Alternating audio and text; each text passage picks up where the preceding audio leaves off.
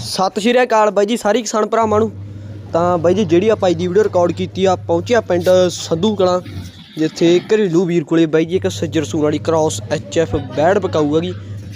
ਦੂਜੇ ਸੂਏ ਬਾਈ ਜੀ ਕਰਮ ਵਾਲੀਆਂ ਸੂਣਾ, ਬਾਕੀ ਹਜੇ ਬਾਈ ਜੀ 10-11 ਦਿਨਾਂ ਦੀ ਕੱਚੀ ਹੈਗੀ।